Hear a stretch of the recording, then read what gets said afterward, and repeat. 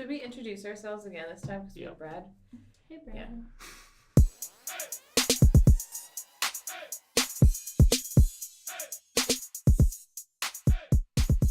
Welcome to the Humanist Agenda podcast. Humanism is doing good without God, and our agenda is to educate ourselves to become better humans. So my name is Sherry. My name is Selena. My name is Kenny. My name is Brad. And my name is Will. And we are here to talk to you today about patriotism. So we just had a lecture from Dr. Charles Jones, and he talked to us about what patriotism was and if patriotism is moral or immoral, and he approached it from a more political background. So let's get started with talking about what our thoughts were about the lecture. Personally, I really liked kind of the way that he systematically went through the topic, because I do think there's a lot of potential confusion surrounding the topic, and I think he clarified that well by saying oftentimes people will talk past each other because of the lack of clarity of definitions on topics. So they might make a point using a word that gets misinterpreted, and then you can spend the next hour talking past each other. So I think it was really important the way that he structured the lecture to go through all of the different interpretations of patriotism, and its differences with nationalism, and what that means, and how there isn't really just a straightforward answer of is blanket patriotism good or bad. It comes down to the details of what you mean by patriotism. So does anyone want to comment about what the different details are, or what different concepts? Let's start with this. What is each of your individual conceptions of patriotism? For me, patriotism is, I guess, it's more about finding what is good about your country. I don't think it's necessarily like putting your country on a pedestal. I think that's more about the nationalism is like a superiority aspect of it. Whereas patriotism is, as a Canadian, I know I'm proud that our Prime Minister is, a big supporter of the LGBTQ community. I think there's a lot of things that I'm, that's fills you with a little bit of sense of pride to be Canadian. But then, we have a history that's not without its faults, right? So, there's definitely, you need to leave room for you to have an honest critique of yourself as well, right? As you would anything else. So you have to be able to criticize yourself and also appreciate what it is that you are getting right. Mm-hmm. So for me to be patriot is to say, to acknowledge what you're doing right, but also even maybe more importantly to acknowledge what's not right, and to be vocal about that. And there was a really good quote that was brought up in the lecture by James Baldwin. I love America more than any other country in the world, and exactly for that reason, I insist on the right to criticize her perpetually. So, I think really, for me, the love of my country gives the reason why I love Canada, for example, is because we have the freedom to criticize, to make changes, and to acknowledge our faults, and really having the opportunity to debate tough issues, criticize the government without fear of imprisonment. And I think these are qualities that I'm proud of for Canada.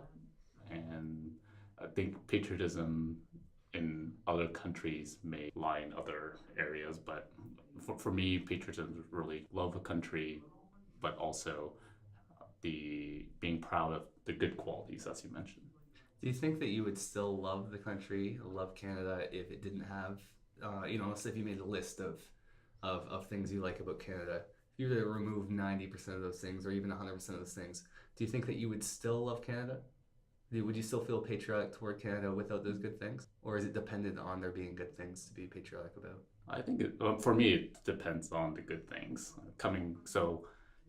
I was born in Malaysia, for example, and in Malaysia, your certain rights are not common. And for example, LGBT rights is non-existent there. And at least in conversations with other people in those countries, while they enjoy some of the good qualities, they aspire to change their country into a country that's a little more accepting. And then the overall trend of things tend to kind of gravitate towards more equality.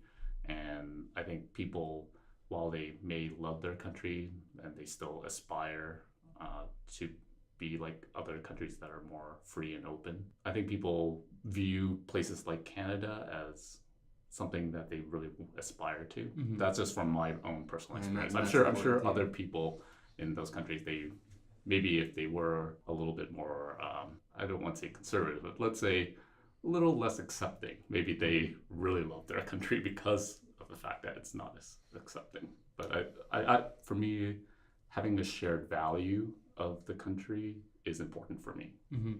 It's interesting to think about, I think, because if you think about somewhere like Russia, where if you speak out against the government, you are potentially jailed or murdered. And those are horrible things, but these people still stay there because they love Russia. So they fight for Russia to become a better place. So I think that you can still be patriotic and face that sort of negative consequence. Yeah, I don't think that my patriotism would be eroded even if all of the things I liked about Canada were eroded. So there's a quote from the lecture that encompasses my thoughts on that, which is, my country, right or wrong, if right, to be kept right, and if wrong, to be set right. So it's not just a nationalistic fervor where, even if there was nothing good about my country, I would still love it because my country is still the best. It's not a denial of the honest moral place of your country at the time, where you're saying like, well, there's obviously a continuum, and your country isn't going to be at the top of that in terms of perfection in any qualities. Maybe in one, perhaps, but probably even unlikely in that case. And I think the idea is that, yeah, although your country isn't necessarily objectively the best, you still can like it and you still can be patriotic toward it and work to make it as good as you can imagine it could be. But do you think, crossing borders is actually quite difficult, and once people are born into a country, it's really hard to actually leave it and actually get into another country. So I think there's some barriers that are placed that prevent people from leaving, and they're also trying to make the best of what they got. Right. What do you guys think about, so if we think about somewhere like Syria, where a lot of people are coming over as refugees, do you think that they maybe still have patriotism towards Syria? Or do you think when you get into a new country, you change your patriotism? I think you could hold on to both. I think you could be appreciative of, the new opportunities you have in your country, but still kind of hold this loyalty and kind of hope for the country that you left. Because I'm sure that many of them, if they have good memories of their country, they would hope that one day their country would be rebuilt and that they could maybe go back. Not saying that they wouldn't like Canada, but just saying that they It's your both. home. It's your Right? home. Like that's And there's different parts of your culture and growing up that you'll value from both. That's an interesting situation. I definitely think that I'd be more interested in knowing what the statistics were. I'm sure there are statistics about Syrian patriotism to Syria, but what I find interesting is I think there's a utility to patriotism, which is what makes it valuable. That's my opinion.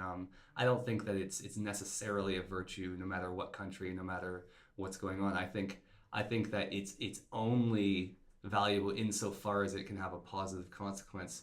And in this situation with Syria, I think it could actually be potentially counterproductive to go move to a different country, but then remain patriotic to your country of origin, because I believe all of the benefits of patriotism come in the form of, because you care about the country that you're in, you're going to use its resources in such a way as not to be selfish, as to not just gobble up as much as you can and leave back to your home country.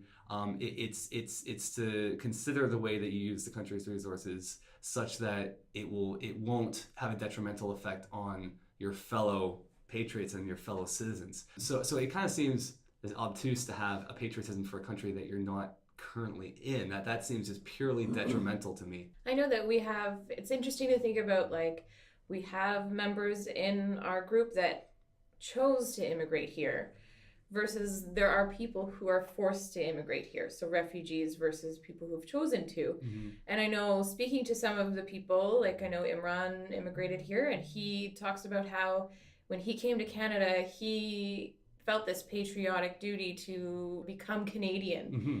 And accept our values and try and live like a Canadian. and So Imran is very Canadian. Yes. Like, Canada Day is red, white. He's celebrating. He's like one of my favorite actually like instances of it, like where someone comes here and they recognize, like, there is a lot of things to be proud of here. It might not be perfect, but it offers a lot more to a lot more people than a lot of other countries do. And I think there is something to be said for that. So how can you then reconcile that with people who are forced to be immigrated here? Is there a way to help them become patriotic? Should they be patriotic? I definitely think it would be good. And I know this is crossing a line of like cultural appropriation and whatnot, but I do think that there would be benefits to incentivizing or in other ways, trying to create our systems such that they promote patriotism of refugees and anyone who really comes into our country. I think it should be promoted that they be patriotic, just on the grounds of that's what's going to be best for the country, in my view. To have a bunch of people in the country that aren't patriotic toward the country, it's no longer symbiotic. It just becomes parasitic. I think it takes a while, though, to become patriotic. Like, I feel like it takes a while for you to feel like these are my people, I feel welcome, I feel supported, I feel like I'm a part of this. Mm-hmm. So I think to kind of put that pressure on someone, like, we only want you here if you're patriotic, is kind of like no, we should make you feel welcome here, and then as a result, you may feel patriotic. So I think taking the stance of, oh, you're in our country now, you should feel patriotic, that's best for us, would be really detrimental. I don't think that was a stance I was suggesting. I wasn't saying only let people in who were already patriotic at the onset, because I don't think that's genuine or realistic. I was more suggesting, just like kind of similar to what you were suggesting, that we should pick strategies of integration that promote a patriotic outcome.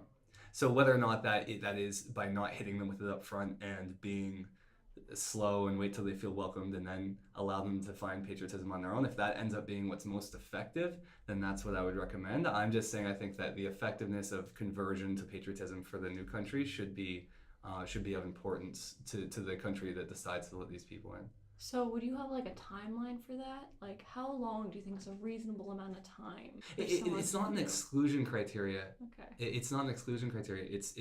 I'm not saying, anyone who fails to become patriotic shouldn't be welcome here. I'm just saying we should set our systems up such that it promotes patriotism. So try and get as many of them to be as patriotic as possible. Saying nothing of what it's not a prescription to do something to those that fail to become patriotic.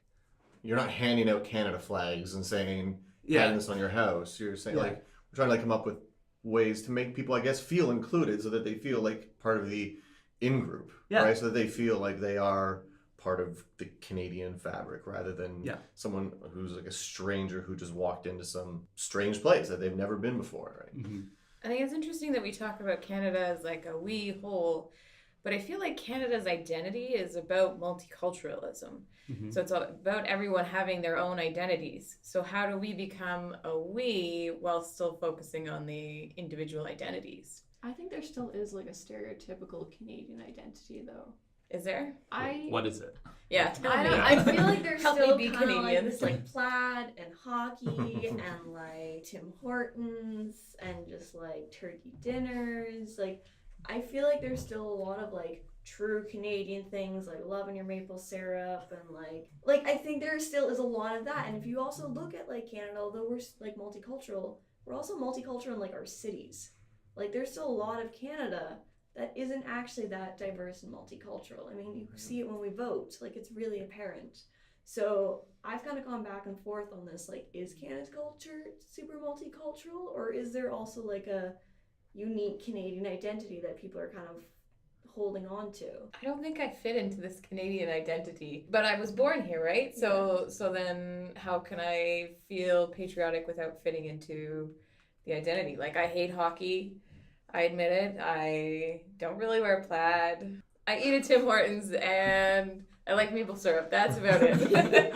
That's all you need to do. Exactly. You need to pick one of those items, and then you're a true Canadian. Okay, one of them, then I'm okay. I don't really think it matters. I don't think it matters why you're patriotic. I think what's more important is that you become patriotic. So, I mean, you can imagine a civilization where it is extremely multicultural, and every single individual in the society has a different reason for why they believe that they are a member of that nation, and they all might individually think that or things like that are the most important elements of their nation, but they might all actually even disagree about what's important. So is it important to like hockey? Because I love hockey, you know, and that's why I'm patriotic and I'm a Canadian because I love hockey. But then somebody else is like, yeah, I don't like hockey, but you know, I love Tim Hortons, and you know, and I think that's really important to being Canadian. And I don't think it matters, you know, if everyone in the society agrees on what those individual qualities of the nation are. I think that what really matters is that they all agree that they are all a part of that nation and that they all like that nation for one reason or another. Do you think there is or should be a set like duties of being a Canadian patriot? Like, I think you should have to vote as a Canadian. If you are a Canadian patriot, then you should be voting. So you think like the Australian model where everyone's obligated to vote versus right now in Canada, it's optional. I didn't even know Australia was obligated to vote. That is awesome. Yeah, You in should Australia. be obligated to vote. Mhm. I saw a statistic about this recent election in Ontario, and only 58% of eligible voters voted. That is insane to me. How can you live in this country? But if someone's not informed, like, do you also want uninformed voters voting?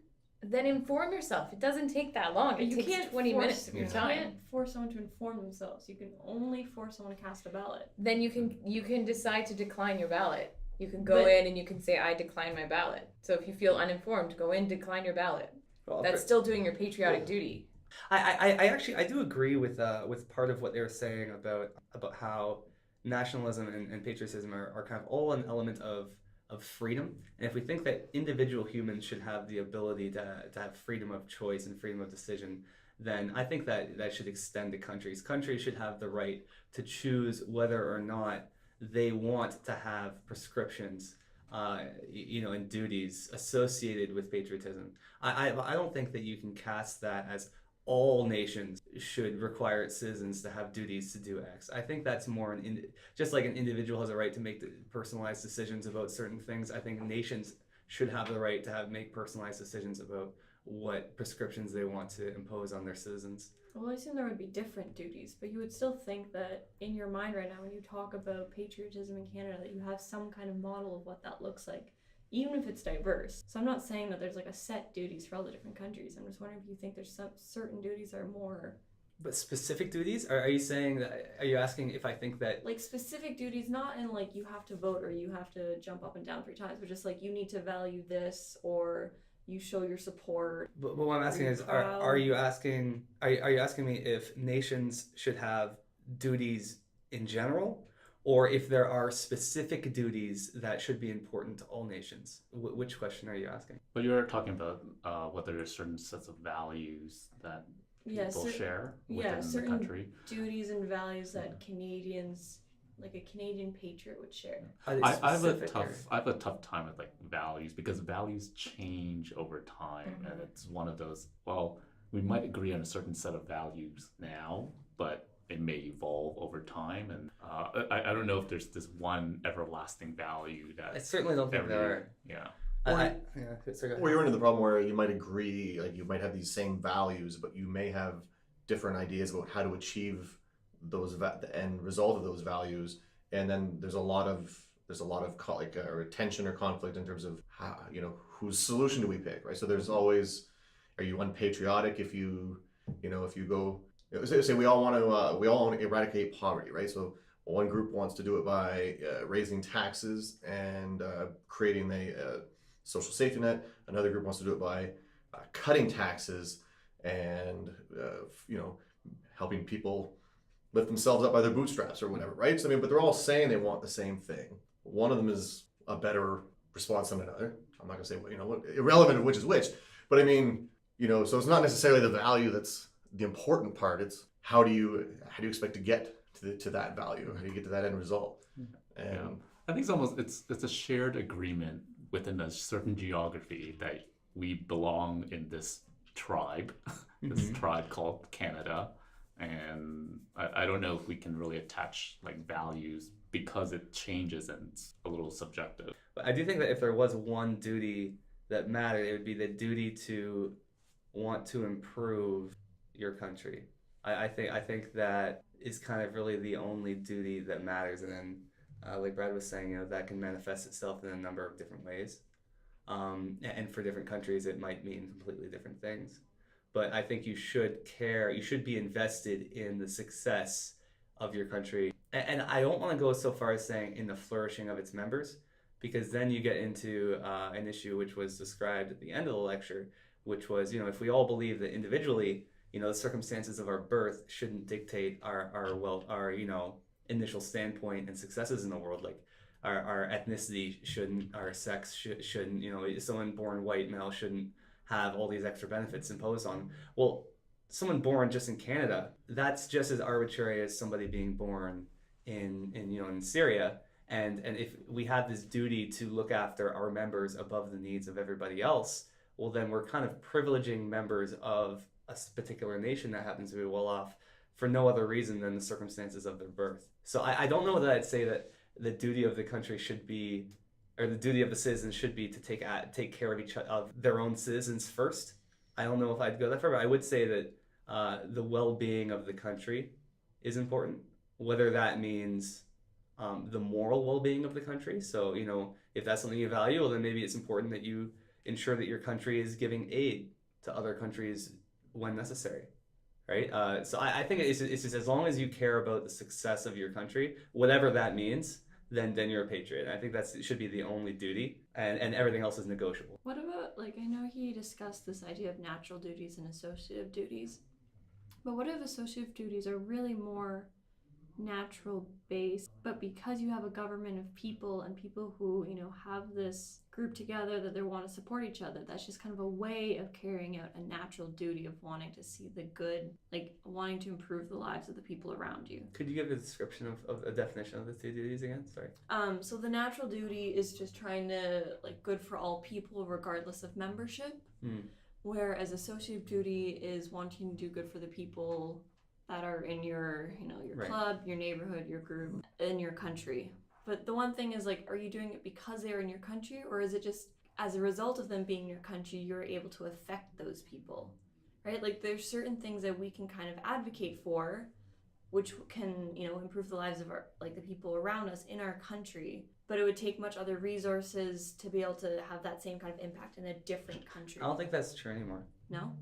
No, I definitely don't think in our global society that that an argument like that of just the efficiency of the way that we spend our time and resources can really be made. And maybe in the past that could be true, because if you wanted to bring food to another country, you'd have to transport your food there. But now it's as simple as saying a button, wire ordering some money over to that other country, and that can have the same kind of positive benefit for them. So it's not as difficult. I mean, maybe the information. There's certain things, so for example, if we value individual freedoms, we can advocate in our own country that we want a government with individual freedoms, but I wouldn't know how to advocate for that in another country, right? There's certain things, I get what you mean, we can give aid to certain countries, but there's certain systems and values which are much easier supported when you're all working together as a group with the in-group, with the group members yourself, opposed to coming as isn't it a group member? I guess what I would say to that is, I do agree with you that there are certain things like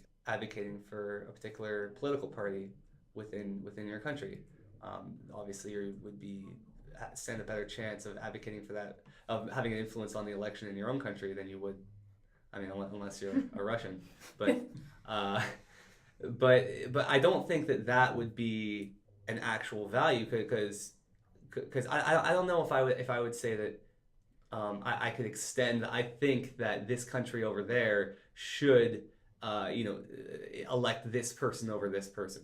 I don't see it as being our responsibility to negotiate the values or the duties of the citizens of other nations. So I would draw a line between kind of objective aid, or which would be making sure that people aren't starving, and I wouldn't lump political advocacy into that necessarily. What do you say when people tell you, so if you say you want to help other countries who have people who are starving, but people say, hey, we have people who are starving, we should help ourselves before we help other people? Yeah, I don't think that I think that if you agree that the circumstance of your birth shouldn't, from a fairness standpoint, a moral standpoint, shouldn't be the largest indicator of your success and well-being in life. And I think people agree with that with sex. They say just because you're born a woman doesn't mean that your life should be horrible.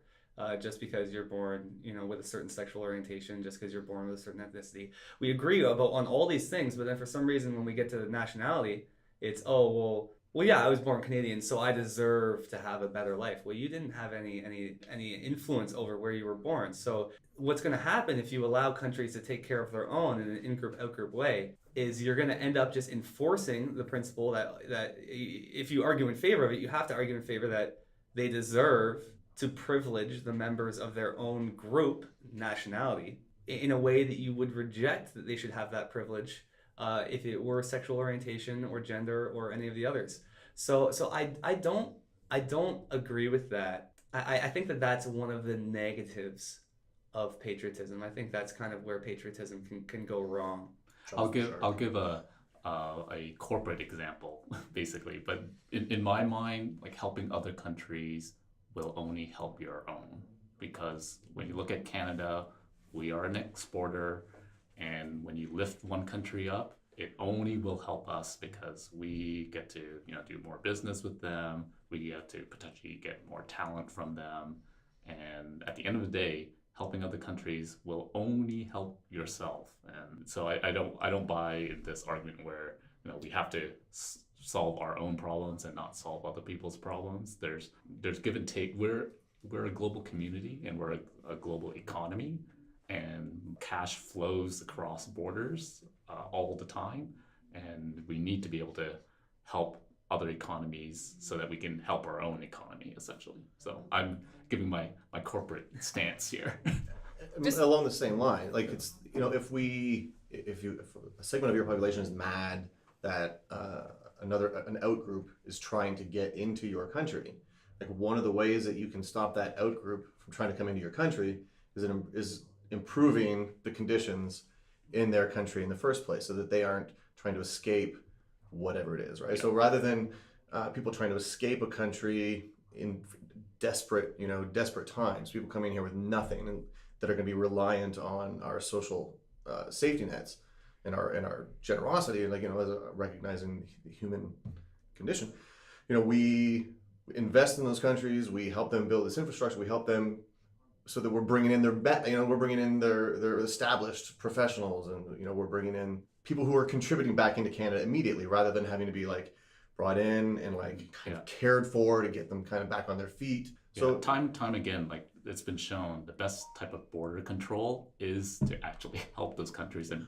to reduce the incentive for people to actually leave their country. But isn't that sidestepping the initial question that was asked? Because that's not answering the moral question of whether or not we should have the right to look after our own interests over the interests of others. You're just giving a justification for why we might want to do that.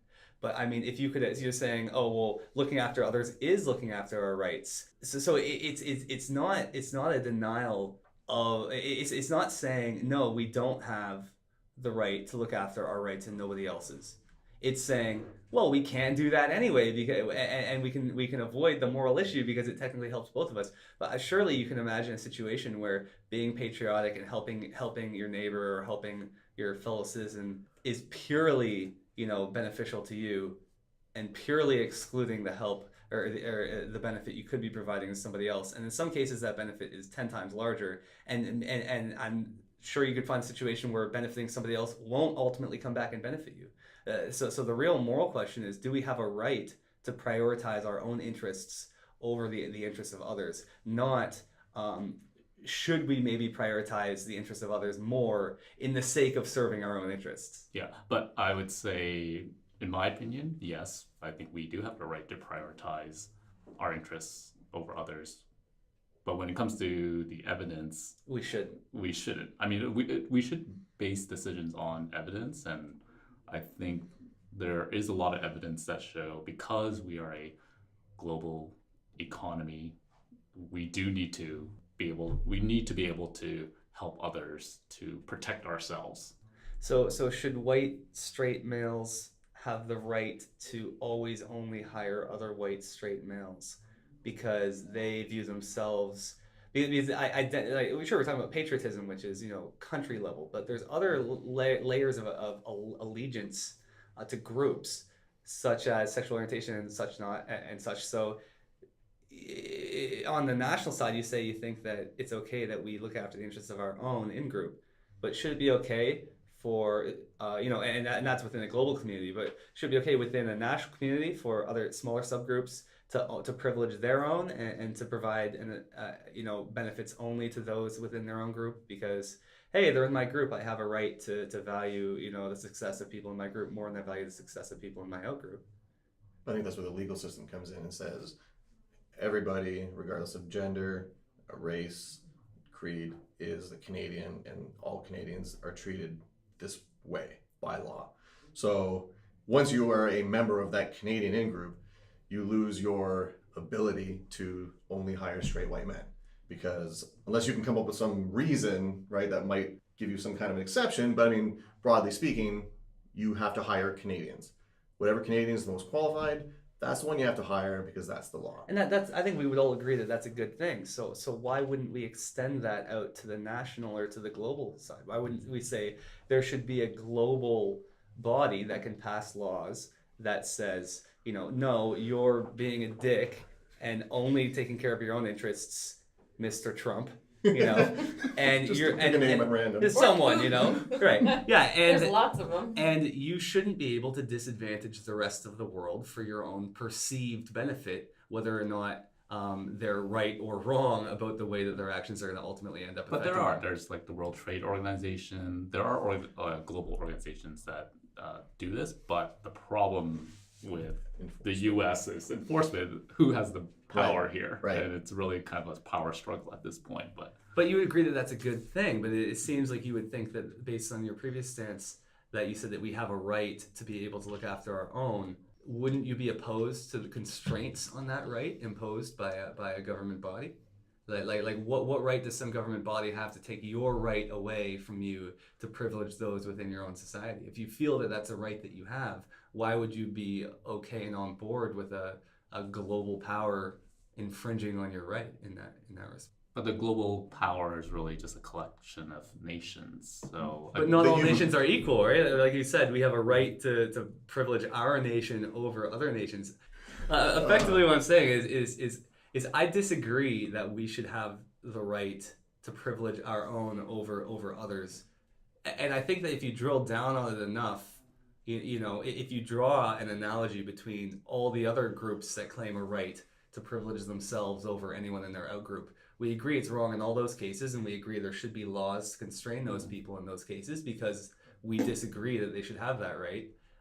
So in the global level, why should it be any different? Then are you neglecting your own people though? Because you're just treating everyone all over the world equally. Are you kind of neglecting your own people? Like, are you ignoring the poverty that's happening here? Well, for the World Trade Organization, for example, I think the organization believes that every nation has a right to obviously protect themselves and to make sure they do what's best for their country. So with that understanding, the collective global community can come up with agreements on trade. Yeah. And to create a win-win situation essentially.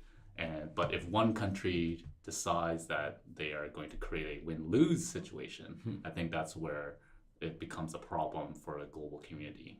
And while the country has a right to ensure they do what's best for a country, but if they do what's best for a country which will also result in hindering the ability of other countries to be economically prosperous, then I think that's a problem. Another maybe extreme example would be, for example, let's say a certain country want to expand their geography. I mean, it's to their advantage, but I think it's clear that that's not right from a global community standpoint. So I think there's a differentiation between trying to create a win-lose situation and a win-win situation. Well, can I ask you a question? Sure. So now you're saying that people should not be disadvantaged based on what country they're from.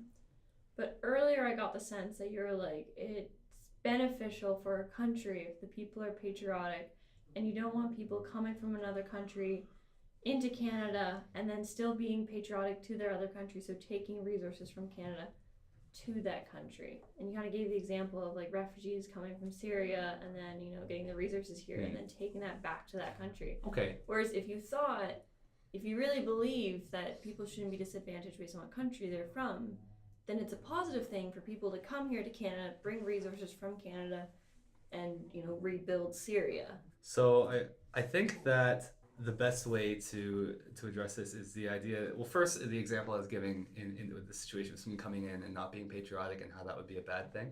I may have given a poor example of it being a bad thing because they would take it back, resources back to their own country. I think my real example there, or my real reasoning there, was that the system of democracy can't really function well if we don't believe that other actors in our nation are acting in good faith or with good intentions for the interests of all.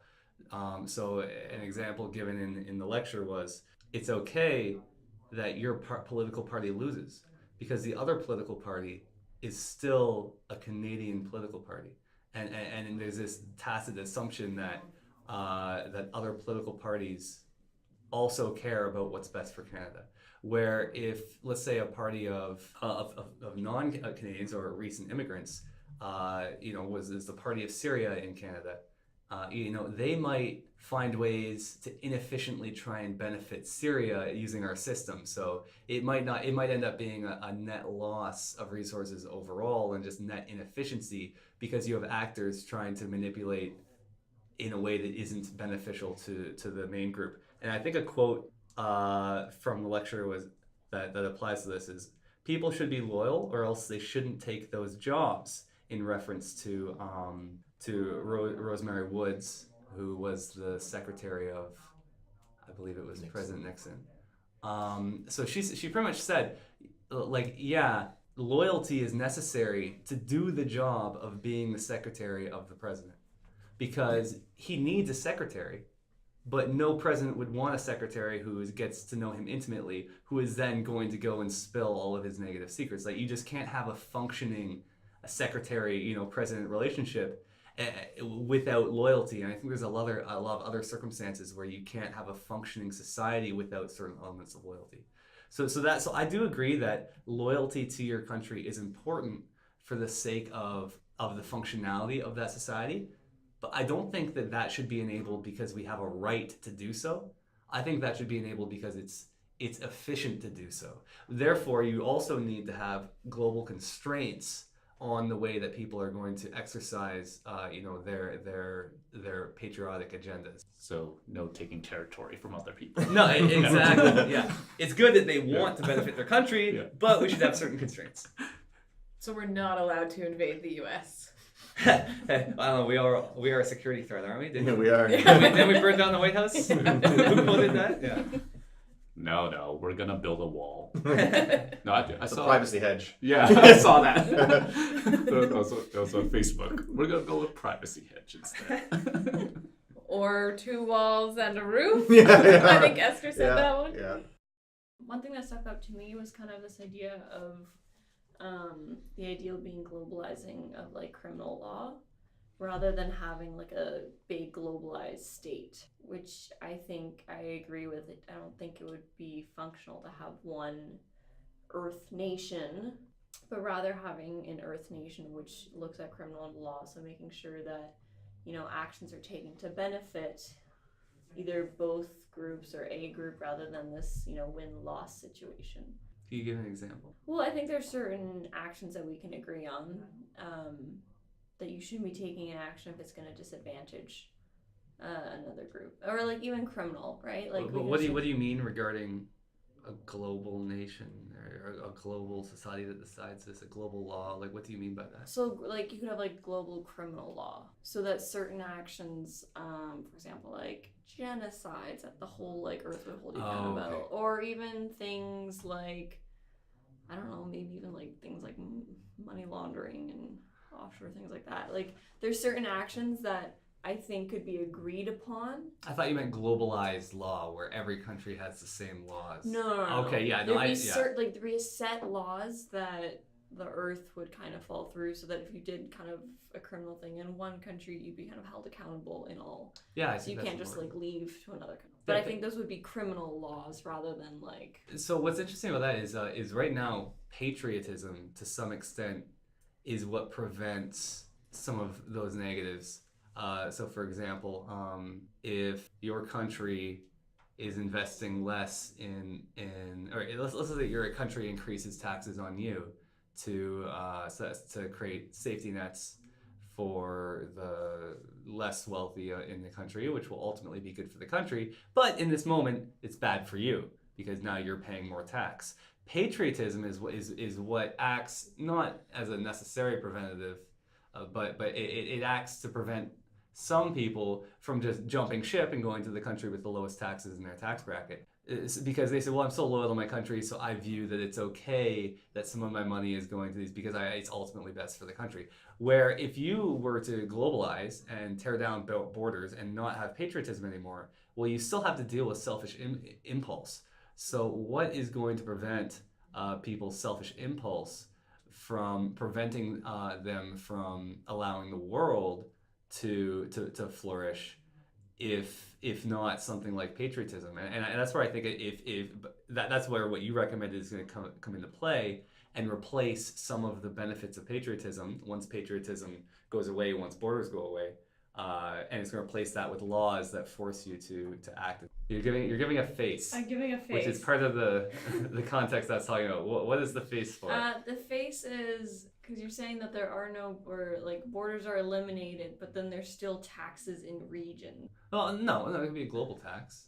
But then if there's a global tax, I'm like, you're not going to be able to evade the tax anyway. Like, then you don't need patriotism to hold you in a place. Well, no, because you can vote. Like so you might lobby to not have these taxes imposed or something of that nature. What I'm saying is it's not the individual example aside. I'm just saying people are self-interested, but when they're in a country that they're patriotic for, their self-interest it's shackled a little bit. It's constrained by their patriotism. So they would be more willing to allow themselves to not be maximally benefited individually because they understand there's a greater good that is being served. And you think that would be gone when there's no borders? You think people would be like, screw the greater good, it's just me now? Well, I'm just saying then, patriotism was one of the soldiers of the greater good. But then you would just think that if there's no borders and we're like a global Earth, that you would just have patriotism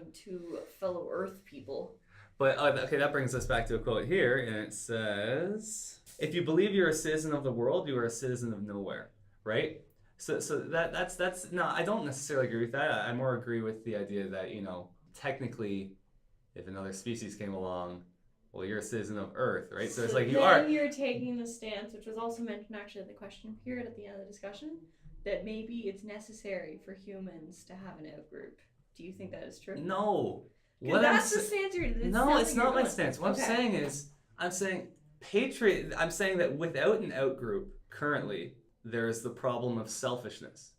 Okay, having an outgroup necessarily means there is an in-group, and having an in-group fights against your selfish tendencies because now there's this greater good of serving your in-group, which is at conflict with your own desires to only serve yourself. So by having an in-group, it's a constraint on purely selfish desire because now you also care about the success of your in-group. Just like if you were a fan of a hockey team, you care about the hockey team's success, maybe even if it means that you have to go pay expensive tickets and sit somewhere and cheer them on, or I'm trying to think of a detriment for supporting them. But somebody might be okay to take a detriment individually to support their sports team winning. Well, the same might be true of somebody being willing to take a detriment in terms of, well, I'm willing to pay more taxes. It's okay because I care about my country and I want my country to do well, and I realize that these taxes are going toward my country. So what I'm saying is, if you remove borders and you remove patriotism and in-group, out-group, I'm not saying that, we need patriotism because it's the only way to constrain selfishness. I'm saying we would then just need a different way to constrain our selfishness, and perhaps that's something like global law. I don't necessarily think that we would ever dissolve our borders. Like I think that those borders would still be there. They might just behave differently. Like I think that there will always, because there's like all levels of in groups and out groups, right? So I mean we're Londoners, right? But then we're also Ontarians and we're also Canadians and we're also Earthlings, right? So I think if we had some more of a global, like so more World Trade Organization, like more global groups that kind of try to encourage cooperative globalization among developed countries. I don't think you necessarily see the borders dissolve. I just think that they might Just like a new layer. have a different, yeah, they might serve different They'd be purposes more of some. fluid also. I imagine people traveling more between Yeah, borders. like the you know? European Yeah. Union. So when that happens, patriotism for the individual landmass that now has a border that's kind of less border-like, I'm not saying borders are going to go away, but it wouldn't be the same border. So patriotism is going to take a hit, whether or not borders dissolve or not. I think that in a globalized society, patriotism becomes less meaningful to the individual. And considering that patriotism is serving the positive function of constraining selfishness, you need another way to constrain selfish behavior. Perhaps that could be global law. I'm not saying that without patriotism, we're doomed to our own selfish behavior, therefore we need to have in-group, out-group. Okay. I'm saying there's other things that can serve the same function just without needing to be patriotism. Gotcha.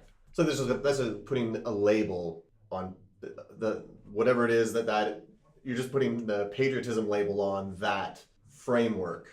You know what I mean? So you're basically taking that same framework, you're just applying it more globally and calling it something else. No, because patriotism is something that it's a constraint the individual puts on themselves, on their own behavior, because it's a value that they hold, that they use to constrain their own selfishness. Where I'm saying that once that goes away, as I think it would if you had less resolute borders and less loyalty to one place, then I think you'd end up having more self-interest. So you would need to constrain it from the outside. So it's not the exact same. It goes from self-constraint Counterpart. to replacing that function from the outside with law.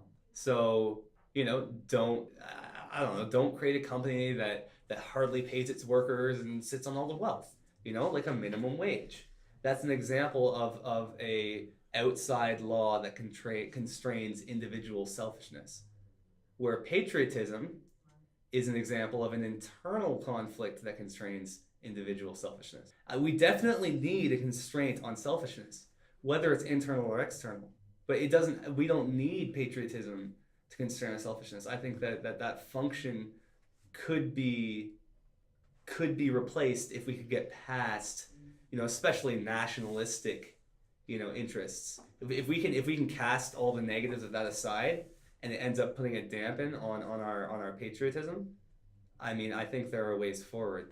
So that concludes Will's rant. On isn't outgroup necessary for our species? I think it is. I think you made a good point, because I was really lost for a while. Yeah, no, I kind of got where you were going at the end there. At the end, because at first I was like, it really sounds like you're still saying we need an outgroup, but No. I get that now. I get now that it's like it's not necessary. It's saying that like from an internal perspective, it seems like an outgroup is necessary, but we can put external. Yeah. Because really, that's all we know, Yeah. right? Yeah. That's our perspective right now, because that's all we know. But I'm sure that we would have to adapt some other mechanism to put those constraints on. Because the point of the in-group out-group thing is that when you're in the in-group, right? That in-group is trying to, if you are of the mind that you are competing with an out-group, right?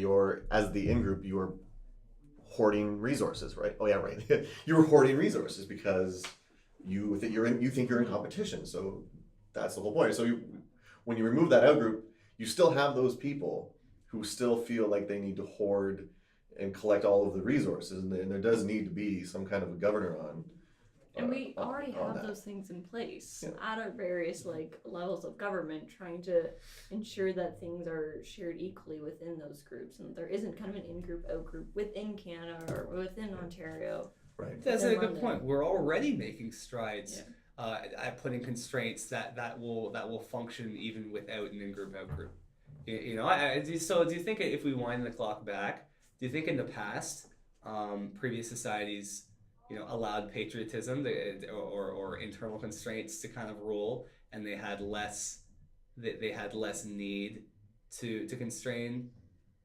I think sometimes those internal constraints, because we're all members of different groups and different levels, right? Like you could be patriotic to Ontario and then not go against the other provinces.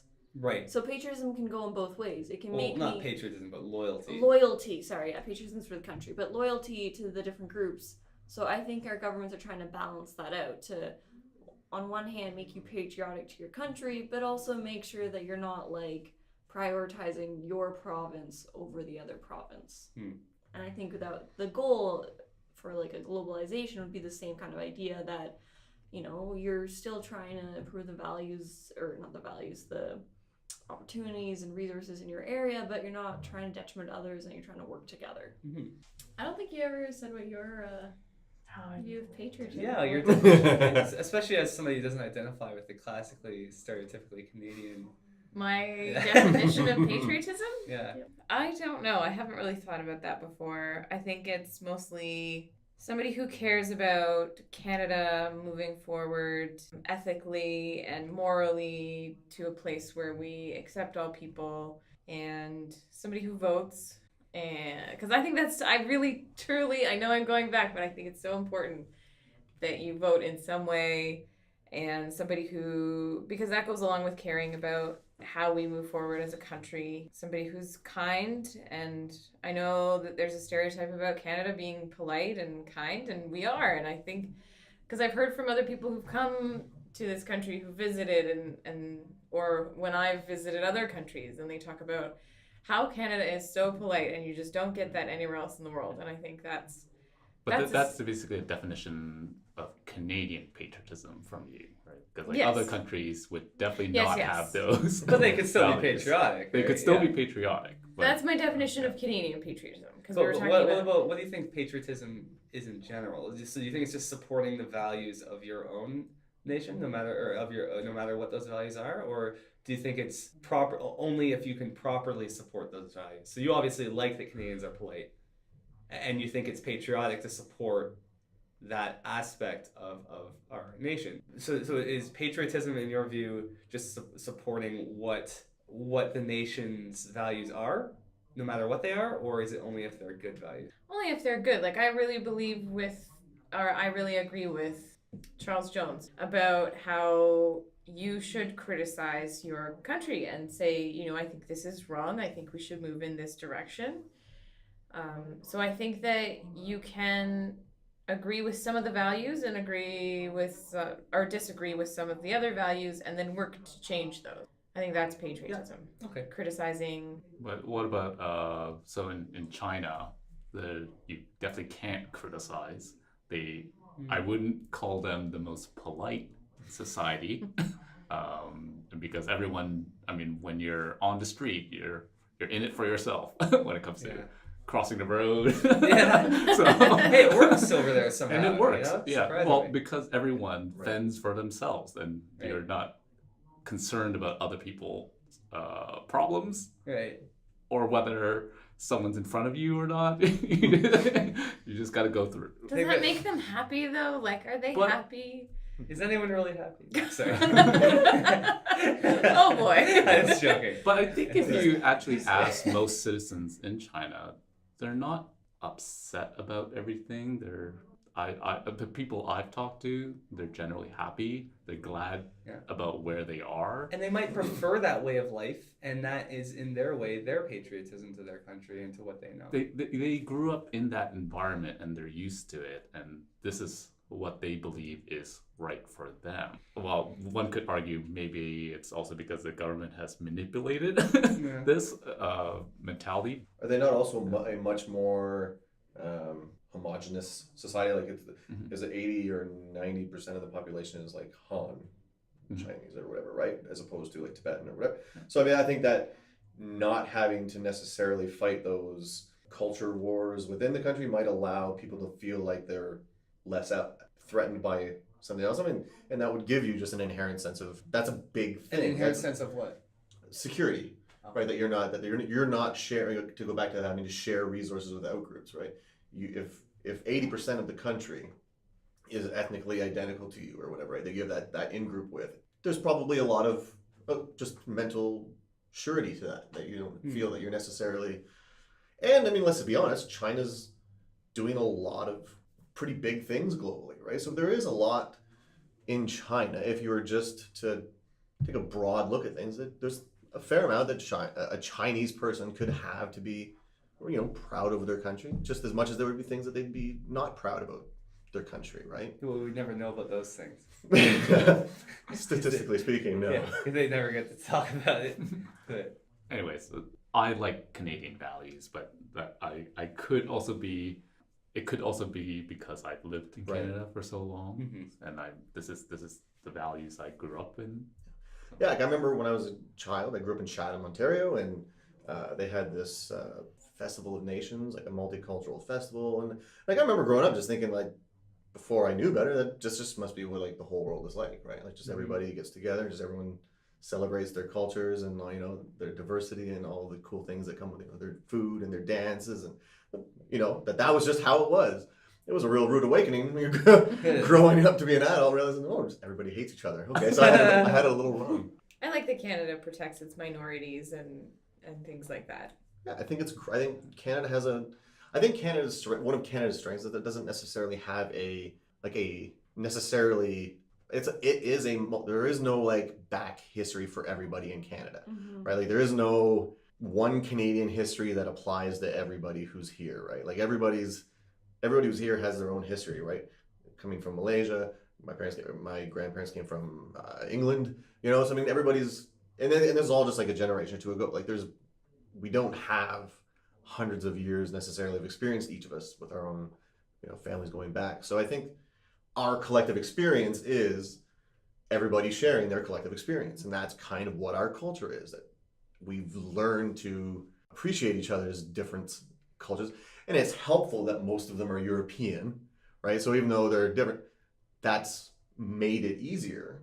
But it's still, look at our parliament, right? Like there's Sikhs, there's I don't know if there's any Muslims, but there's Sikhs, there's women, there's it's a good, healthy diversity, and I think So one of the questions that we had written down was around multiculturalism and whether we are losing our values as we kind of aspire to be more multicultural.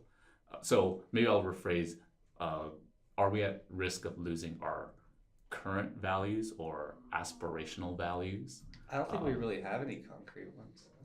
Sherry, you mentioned Canadian values in terms of acceptance, there's LGBT rights, things like that.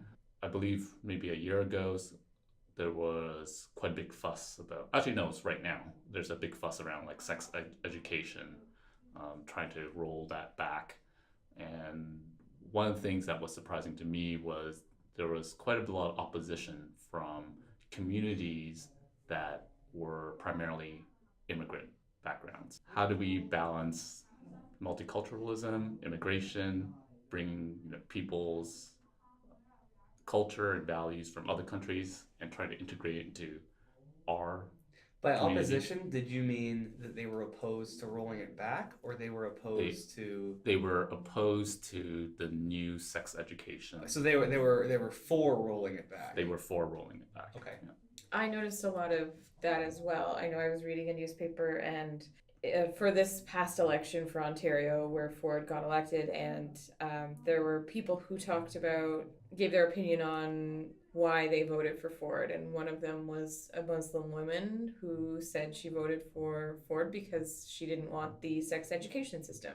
And the thing that you have to deal with when other people come in from different countries is they bring both their culture and potentially religion.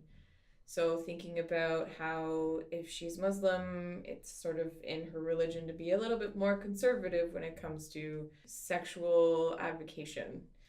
And so, how do we balance that as Canadians? Yeah, well, it's not even just a real religion aside. It's just separate values. It's just different values, whether religious or not. And yeah, it's interesting because if as I think I heard mentioned at some point in this podcast, we believe that one of our core values is our multiculturalism, you would think that we would embrace it to the extent that it didn't become overwhelming, right? So I think if one of the core values of being Canadian was accepting all views and whatnot, or not accepting, but at least having a society that tolerates all of them and gives them all a platform to speak, then it's important that we don't end up getting an influx of one value that's so strong that it overpowers the other values. So in some sense, if there's a very strong, vocal, even minority of people, of immigrants, let's say, coming in with values that are just disproportionately, having an effect on the way that our systems function, well, that it wouldn't be anti-Canadian to push back against that, because it's not pushing back against multiculturalism. It's still promoting multiculturalism because you have one culture that's trying to impose itself on everybody else. Mm-hmm. Yeah, I agree. I mean, to me, there's an expectation for immigrants when they come to Canada to assimilate certain values that we have stated, and of course laws, right? We definitely have laws that prevent sexism in the workplace and things like that, where you may find more sexism in other countries. So we have certain laws and values that are different from other countries, and personally, I think we should expect immigrants, when they do come, there's certain expectations of obeying the laws of the land, the values of the land. I agree. I think when an immigrant comes to Canada, I mean, they bring their whole culture, right? So it's not to say that their whole culture is problematic, but there might be aspects of it that they're going to ask them to leave behind. And one would assume that they've done the research and know what laws and values are in Canada. Yeah. I don't know, you still come back to the idea of refugees, of people who are forced to be here. How do you help those people? How do you help them become Canadian and embrace those Canadian values? Well, the refugees, I think, typically are intended to come here only temporarily, right? Like, I think a refugee is supposed to come here and hang out. It's not like an asylum seeker, right, where they're coming here to live. It's never going to work out that way. Well, no, I mean, sure, it might not happen that way, Yeah. but I mean, intentionally, right? Like, or the intention is that we take in a refugee whose home and life have been destroyed, and that when things get better, they're free to move back to like where they, we're not keeping them here. I feel like that's we're giving them refuge. That's a misguided, like that might be the intent, sure, but it's intellectually misguided, because that's just quite apparently not what's going to happen. Because why would we expect that they would come here and then maybe have kids here, or maybe educate their kids here, or start to get an education here, or and even move some of their family members here who are going to create roots here? Why would we ever expect, with all of the things that are rooting them here once they get here, why would we expect them to go back?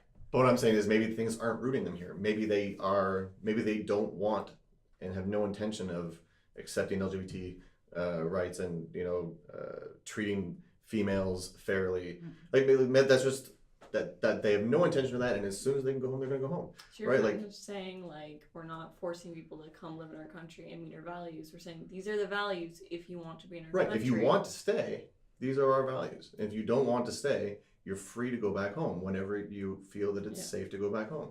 That's all I'm saying. I'm not saying it works one way or another. I'm just saying that's broadly how it should be working. So how do we push back, for example, in the election? So we have Ford now in power, and the sex education may be rolled back. Or are we at risk of losing some of these important values, or do we need to do something to continue to educate people on why these values are important? Can I mean, and I might be wrong, but I mean, I feel like there's a distinction here that is kind of getting away. It's kind of getting away from us. I think it was like kind of like a latent assumption that it was the immigrants that was causing this but I feel like there's strong support within Canadians, Christian Canadians, for rolling back, the sex curriculum. Not saying I think that's right, but it's certainly not these immigrants are changing our culture. It's Sure, Totally. we understand. yeah. I just wanted to make sure that yeah. I knew you guys knew that. I just wanted to make sure it was clear to anyone who might be listening that that is not where this is going. It's a fair clarification. Yeah. Yeah, no, that's fair. I think there is a smaller group in Ontario that have been more vocal about the sex education, because the rest of us like are okay with it and we accept it and we just sit back and quietly go with it, right? But then there's a small group of potentially religious or whatever culturally against the sex education.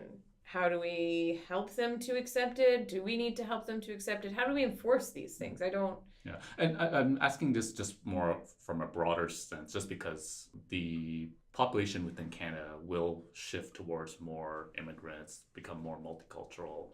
That's just a trend that we can't fight. So as more cultures get integrated into Canada, are we at risk at losing certain fundamental values? I think we just keep up the pressure with the elected officials. Like when the next election comes, if Rob Ford repeals if Doug Ford repeals the sex ed curriculum, then the next time we have an election, we put pressure on the other parties that are running to put it back in. Right? Like that's ultimately our elections are the only thing that we have to sway what kind of policies that we expect from our government. As we get more immigrants, though, do our values change? Do we adapt with the influx of immigrants? Or do we try and hold on to those original values? I do think that they necessarily do change with bringing. I mean, anytime that you're just diluting, what used to be just a group that was in solidarity in some ways.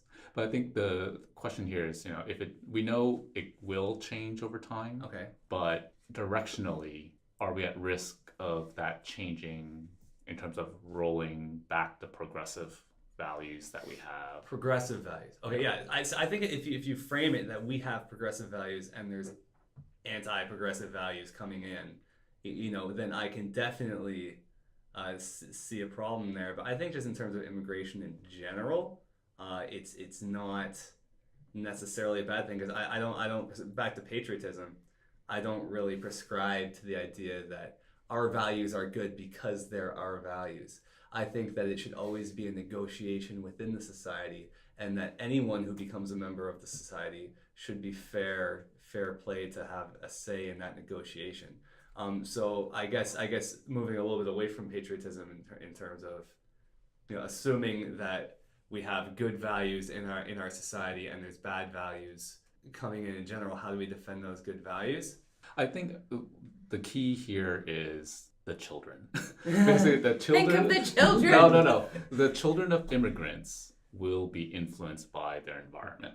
Mm-hmm. And yes, immigrants coming in from another country might have a different set of values, but over time, their children are, I think, likely to adopt probably the more progressive stance within Canada. So that's my hypothesis. Well, there's ways to be more or less efficient at achieving that. I mean, obviously, the rate at which you allow immigrants, the strategies you take to integrate them. Do you allow ghettos to form with specific subcultures that really have no pressure to integrate? There's definitely right and wrong ways to achieve that. And I think that's just where it's important that the people making decisions on policies in this regard, are taking integration into consideration and not just blinded by humanitarian, panic, because I don't think that would be good for the world at large. I think something is lost by doing it poorly, and that if you have to go slower to make sure that you do it in a way that keeps global civilization progressive, then you have to go slower and take the right steps. Okay, so I think we should wrap up. Yeah. So we do have some upcoming events. On July 29th, we have the Pride Parade. Very exciting. I'm getting married, and it will be on the Humanist float, and it's happening, and it's great, and we're all excited. So come on out to that. The parade starts at 12:30. You'll want to be there earlier. We will probably be there around 11:30 setting up. So come on out, help us set up. We'll enjoy having extra hands to help me from delving into anxiety. On August 26th, we have our next board game night. It will be at the Poacher's Arms pub starting at 7:30. You don't have to bring any games. They have lots of games there, and they sell drinks and food if you would like to get any of that. So that's always a good time. And then the next meeting is September 12th. There is no August meeting, so please don't come in August. Come back on September 12th. Thank you very much for joining us today and discussing patriotism. So thank you. And we will check you guys next time.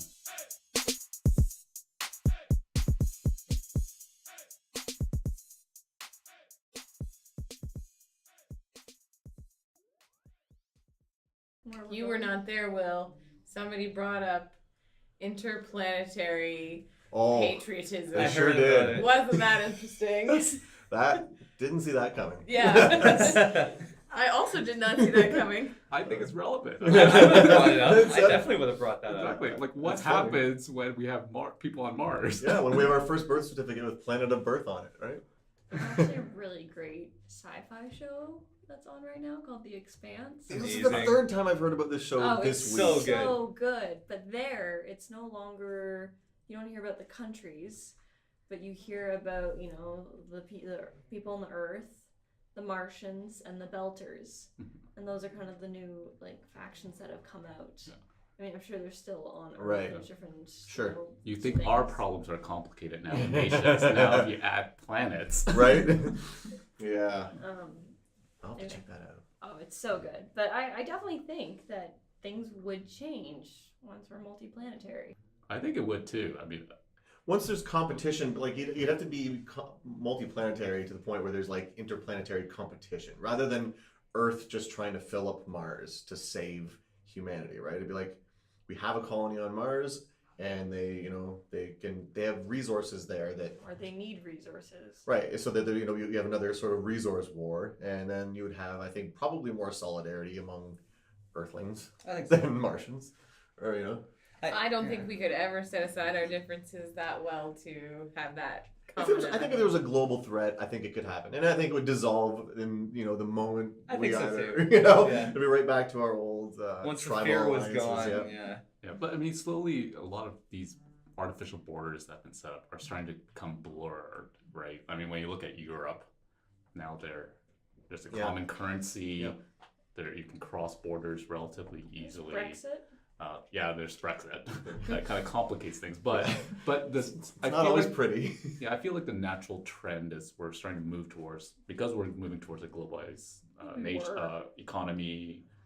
Things Yeah. are starting to become blurred. I would say we were in that direction until Brexit and Trump occurred. Yeah, but I mean, recently there was quite a bit of protests in Europe. Yeah, I think right. it's still Yeah. heading I think in we're that still in direction. that direction. Yeah. I mean, there's definitely there's pushback on it, and it could push back more, right? Like, I mean, I don't think that progress is inevitable. Like, I think that those of us who appreciate, the humanity's benefits from moving to a more globalized everything, those of us who recognize the benefits that has brought humanity will continue to try and push for that, and there will be those who are pushing against it. And I think that's probably the new, bigger battleground that I think that we'll be addressing. Yeah. And nations that do accept this tend to do well. Like when you look at all the developing countries,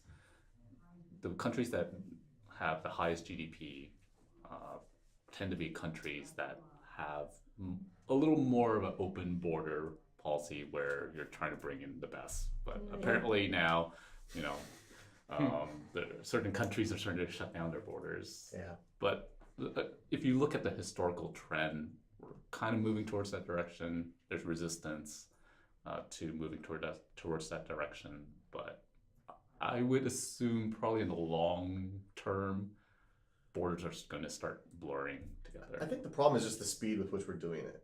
right? Like it's happening at a rate where people who aren't comfortable with it are not only uncomfortable with the idea in general, they're doubly upset about it, but the speed with which it's happening, right? And so I mean, there's like they are scared, right? I mean, they are pushing back, and it's a perfectly human reaction, to kind of lash out against the thing that even if it's not even if it's not morally good to to hold back progress, but that's still kind of what's happening. Is there they see a change happening that they don't like, and it's happening at a speed which they don't think they can stop it. And Yeah, people don't like change, and people don't like not contributing to that Right. change, or, Oh, or definitely. seeing where their part is in that change. And it's probably also some in-group out-group stuff there as well, is that this another group is coming in and taking my resources, right, that are mine. And I think psychologically, I think that humans are do push back on where they do see outgroups as in competition with each other, rather than all of us sharing the resources that are within our country.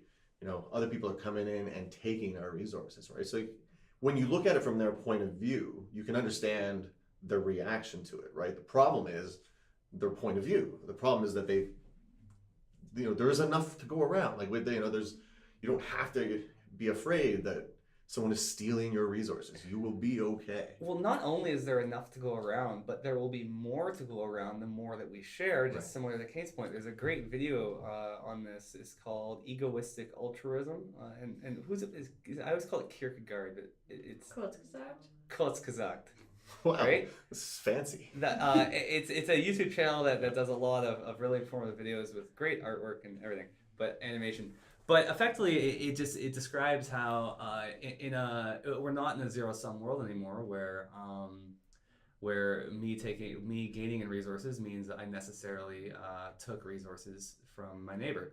Now we're in a world where innovation is a good thing, and it creates plenty in a way that multiplies the amount of resources that we have. So the more ideas that we have, and the more. Well, I guess I'm not going to do as good a job explaining this concept as the video would, so I recommend going and watching it if you're interested in the topic. But We'll link it in the show notes. Yes, yeah, but we definitely don't have to feel like we're losing our resources to our neighbors anymore. Their benefit is our benefit. I agree.